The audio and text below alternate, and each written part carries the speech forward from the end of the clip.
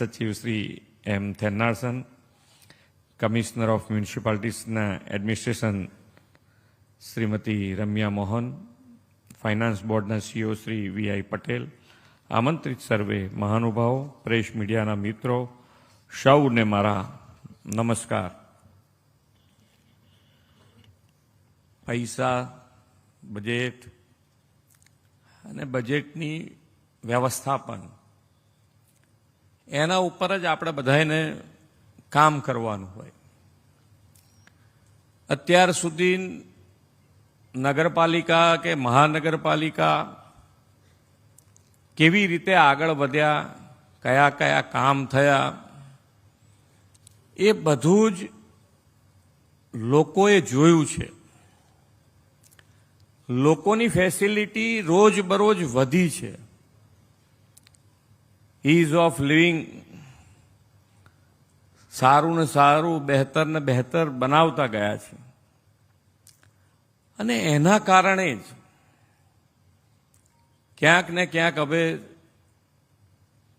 કોઈ પણ જાતની તકલીફ પડે તો હવે એ પ્રજાજનો માટે મુશ્કેલી બને.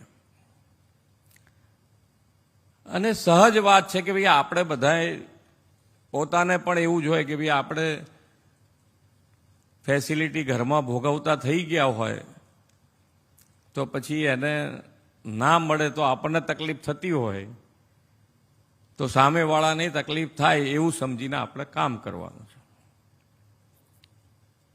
કામ બે પ્રકારથી છે કે એક નવા આયોજનો તો છે જ, પણ જૂના જે આયોજન એટલે કામો થઈ ગયા છે તમારા, એની શું પરિસ્થિતિ છે, એ કેવી રીતે ક્યાંક ને ક્યાંક હેરાન કરે છે, જૂના થઈ ગયેલા કામો ક્યાંક ને ક્યાંક હેરાન કરે છે, એ બંનેનું ધ્યાન રાખવાની જવાબદારી આપણી છે. ના, હમણાં તો પેટર્ન પણ એવી બની ગઈ છે કે ભાઈ વરસાદ જ્યાં પડે ત્યાં એક ધારો પડી જાય. અમદાવાદમાં હું વિસ્તારમાં ગયો તો હવે એ વિસ્તાર નગરપાલિકાનો વિસ્તાર હમણાં જ મહાનગરપાલિકામાં ભેળવ્યો અને મહાનગરપાલિકામાં ભેળવ્યો. હજુ એની ફેસિલિટીઝ બધી ધીમે ધીમે મહાનગરપાલિકા એમાં વધારી રહી હોય, પણ જે વરસાદ પડ્યો 21 ઇંચ વરસાદ એક જ જગ્યાએ નગરપાલિકા વિસ્તારમાં, એટલે એની કોઈ કેપેસિટી ના હોય, મહાનગરપાલિકાની એ કેપેસિટી ના હોય કે આટલો બધો વરસાદ એક જ ધારો એક જ વખતમાં પડી જાય. પણ પછી એ પાણી ઉતરી જાય અને જ્યાં ભરાઈ રહેલા હોય તો એ બેની વ્યવસ્થા શું થાય? આ જે વસ્તુ તમારે બધાને હવે ભાર મૂકવાની વાત છે એની જ આજે વાત કરું છું. એક બીજું કે રોડ ઉપર ભૂવા પડે છે, ભૂવા, તો એના માટેનું પણ આયોજન થવું જોઈએ અત્યારે ટેકનોલોજીનો ઉપયોગ કરીને કે ભાઈ ભૂવા પડવાનું કારણ શું, કે ભાઈ આપણે જે પણ જમીનની નીચે આવતી સગવડો અને એની ઉપરનું આપણું ધ્યાન, એ બેમાં ક્યાં આગળ વધારે ઓછું હોય એના કારણે આ તકલીફો પડતી હોય. અને એક કારણ કે ભાઈ મેનહોલ અને મેનહોલની આજુબાજુ, મેનહોલ ઘણા બધા ઊંડા હોય છે એક તો, અને એ ચણતરની ઈંટોના કારણે હવે મને લાગે છે આપણે પહેલાં ગેસની પાઇપો બહાર કાઢતા તો એ બંધ કરી દીધી છે, એટલે એ પણ ગેસ અંદર બને ને એના કારણે ઈંટો ખવાઈ જાય અને જે પાણીના લીકેજ અને એ ધીમે ધીમે ભૂવાનું સ્વરૂપ ધારણ કરે. તો એનો પણ ઉપાય આપણે આજથી શોધવો જોઈએ અને ફરીથી એની ઉપર કામ થવું જોઈએ. પૈસાની અને બજેટની વાત તો માનનીય વડાપ્રધાનશ્રીએ 2005માં શહેરી વિકાસ વર્ષ શરૂ કર્યું. એ પહેલાની તમે કોઈ પણ નગરપાલિકાની ફાઇનાન્શિયલ કન્ડિશન જોઈ શકો એવી છે કે ભાઈ તમે કોઈની પાસે મહાનગરપાલિકાની વાત ને નગરપાલિકાની વાત, કોઈની પાસે એવા પૈસા જ નહોતા. મને ખબર છે ત્યાં સુધી હું 99માં મેમનગર નગરપાલિકામાં હતો ત્યારે કેટલાનું બજેટ હશે અહીંયા નગરપાલિકાવાળાને? કોઈને અત્યારે આંકડો બોલી શકાય એવો છે? કોઈને નગરપાલિકાનું બજેટ કેટલાનું હશે? આંકડો તો બોલો. 3 લાખનું. 3 લાખનું બજેટ, 3.5 લાખનું બજેટ.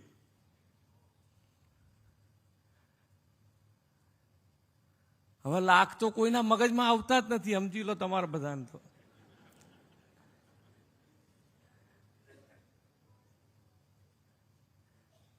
હમણાં કોઈને કહી દઈએ કે આપણે તમને 10 લાખથી વધારે બજેટ નહીં આપીએ તો બધા ફટોફટ રાજીનામું આપીને ઘેર જ જવાનું કરે કે ભાઈ મૂકો ભાઈ પક્કા.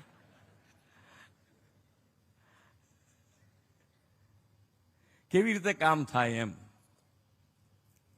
એવું જ મગજમાં આવે ને. પણ એનું વ્યવસ્થિત રીતે મજબૂત, જેને કહેવાય ફાઇનાન્શિયલ પાયો જે મજબૂત માન્ય વડાપ્રધાનશ્રીએ ગુજરાતમાં નાખ્યો ને આજે આપણે બધા જ એની ઉપર આગળ વધી રહ્યા છે. અને બજેટ અહીંયાથી હું જોતો હતો તો બધા લગભગ નાની નગરપાલિકાઓના જે લિસ્ટ છે ને એને 4-4 કરોડ, 5-5 કરોડ, 6-6 કરોડ રૂપિયા આપવાના છે. એટલે તમને હવે પૈસાની ક્યાંય બૂમ ના આવવી જોઈએ. અને રહેવાની છે, બૂમો રહેવાની છે. કેમ છે તો કે ભાઈ એક કામ થયું એટલે પછી બીજું કામ યાદ આવવાનું છે, બીજા પછી ત્રીજું કામ. એ સહજ સ્વભાવ છે ને એ રહેશે. પણ તમારું આયોજન જેટલું કરો, જે કામનું આયોજન કરો, અહીંયાથી બધાની જ તમે જેને જેને સાંભળ્યા હશે બધાએ કીધું છે કે ક્વોલિટી ઉપર આપણે કામ કરવાનું છે. અને લોકો પણ અત્યારે એ જ પ્રમાણેની તમારી પાસે ડિમાન્ડ કરી રહ્યા છે કે તમે જે કામ કરો એ ક્વોલિટી વાળું કરો. અને ચીફ ઓફિસર છે કે ભાઈ નગરપાલિકાના પ્રમુખ છે કે મહાનગરપાલિકાના મેયર હોય કે કમિશનર હોય, બધાએ સાથે મળીને ત્યાં સાઇટ વિઝિટ પણ કરવાની આવશ્યકતા છે. જેટલા કામો થતા હોય એ બધાની સાઇટ વિઝિટ થવી જ જોઈએ. કોણ કામ કરે છે, કેવી રીતે કરે છે એવું કશું ચલાવી નહીં લેવાનું. કામમાં તો 100% કામ લેવાનું. અમે દર વખતે કહેતા રહીએ છીએ, એમાંથી થોડો સુધારો જોવાય મળે છે. પણ એ તમારા બધાના મગજમાં આવવું જોઈએ કે ના, આપણે હવે આ જ પ્રમાણે કામ લેવું છે. બધા એક અવાજે એક લાઈનમાં કામ થવાનું શરૂ કરે તો જેમ અત્યારે પૈસા તમને જે પ્રમાણે મળી રહ્યા છે 3 કરોડ, 5 કરોડ કે 50 કરોડ, 55 કરોડ, મહાનગરપાલિકાઓના 55 કરોડના ચેકો છે આજે અહીંયાથી હું. તો એનો સદુપયોગ પ્રજાજનો માટે થાય. અને સ્વચ્છતા તો હવે દરેક જણ મગજમાં અહીંયાથી લઈને જ જાય કે ભાઈ તેમ જે નગરપાલિકા હોય, મહાનગરપાલિકા હોય, એમાં સ્વચ્છતા ના હોય એવું કોઈ કાળે ચાલશે નહીં. જેમાં બૂમો આવશે હવે સ્વચ્છતાની, તો એની અહીંયાથી ગ્રાન્ટ જ બંધ કરી દો કે ભાઈ હવે નવી ગ્રાન્ટ એમને આપશો નહીં. સ્વચ્છતા જ નથી કરાવી શકતા તો બીજા પૈસા આપીને કામ શું છે આપણે? સ્વચ્છતા તો હવે દરેક જણ કરાવી શકે એમ છે. એટલા પૈસા તો તમારી પાસે આવે છે ને આવે જ છે. તમારે જે વ્યવસ્થા ગોઠવવી હોય ગોઠવો, પણ સ્વચ્છતા તો જોઈએ ને જોઈએ.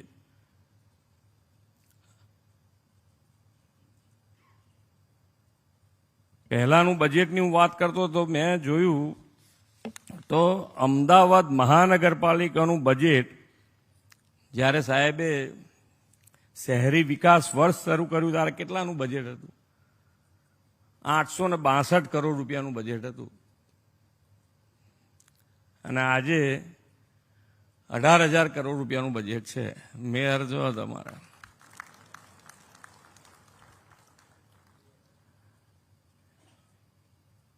એટલે શહેરી વિકાસ વર્ષના કારણે આ તો તમે તમારું બજેટ તો છે જ, પણ રાજ્ય સરકારે તમારી સાથે ઊભી છે પાછી.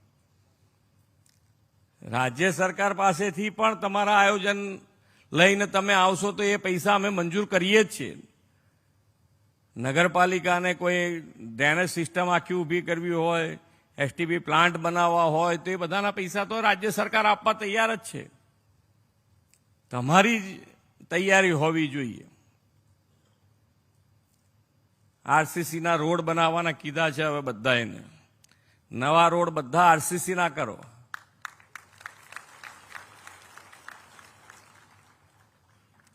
કારણ કે ડામરનો રોડ અને ડામરનો રોડ દર વર્ષે બનતા જતા હોય, એમાં 3 વર્ષ કે 5 વર્ષની ગેરંટી હોય, એટલે ગમે તે એક રોડ તો તૂટેલો તૈયાર થઈ જ ગયો હોય ચોમાસામાં. એટલે પછી એ તૂટેલો રોડ તો બૂમ પડાવે જ. ભલે બીજા રોડ સારા છે એની સામું તો કોઈ જુએ નહીં ને.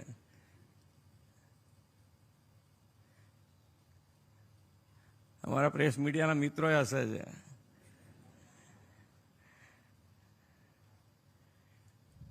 પણ આપણે તો એ બતાવે એ જોઈને બી કામ કરતા રહેવાનું કે ભાઈ આપણે એ જે બતાવી રહ્યા છે તો આપણે ત્યાં જોવા નથી જવું પડતું, તરત આપણને ખબર પડે, ને ખબર પડે તો તરત કામ થાય. આપણે પ્રજાજનોનું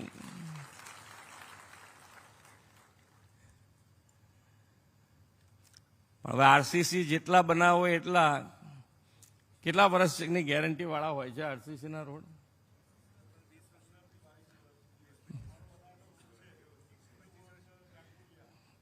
પણ આમાં પ્રોબ્લેમ જુદો થાય ને. જવાબદારી વાળો ક્યાં જતો રહ્યો છે ખબર પડે પછી.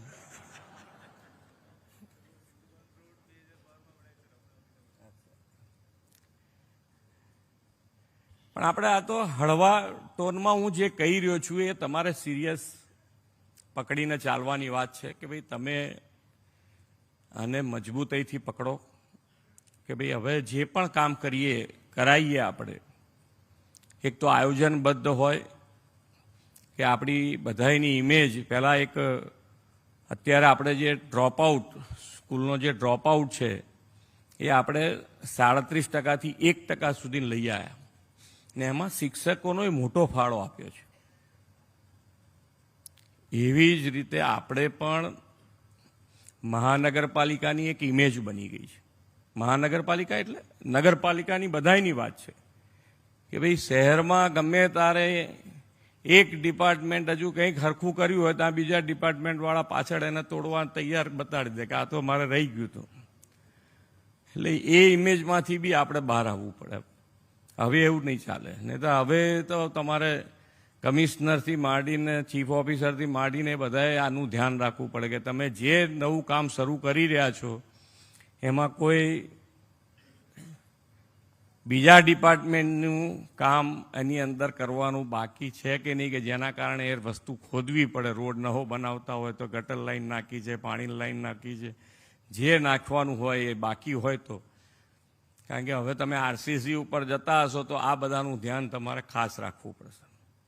કે પેલા ડામરના રોડમાં તો એમ કે ભાઈ ચલો 3-4 વર્ષ કે 5 વર્ષ પછી નવો બનાવવાનું હોય તો ટીગડું મારેલું હશે તો ફરી પાછું નવા રોડમાં એ હરખું થઈ જશે. પણ આની અંદર તમારે આ બધું ચોકસાઈ કરીને કામ આગળ વધારવું પડશે. અને કેટલું મોટું બજેટ છે.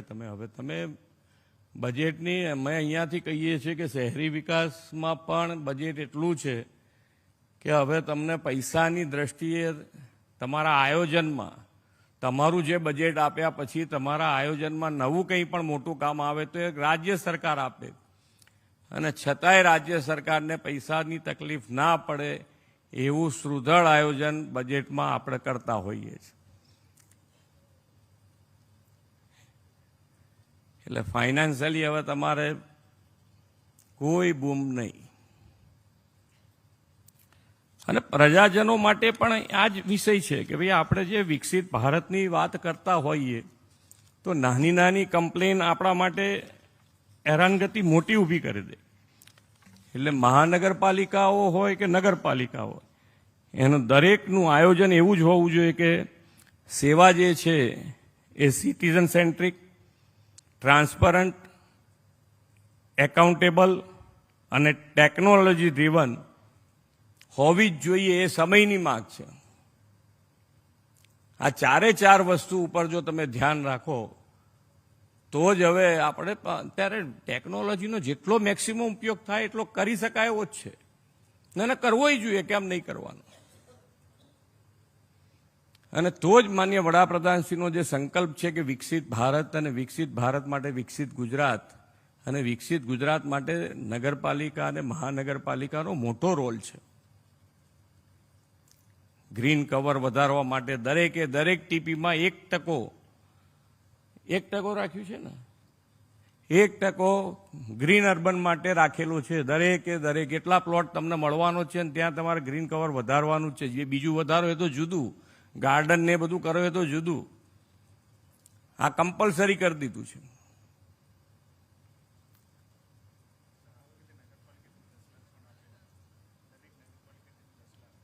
શેના માટે? ગ્રીનિંગ માટે. સારું છે. નગરપાલિકાઓને 10 લાખ ગ્રીન કવર વધારવા માટે મળ્યા છે. 10 લાખ રૂપિયા. જેટલું તમારું નગરપાલિકાનું બજેટ નહોતું એટલા તો તમને ખાલી ગ્રીન કવર માટે મળ્યા છે.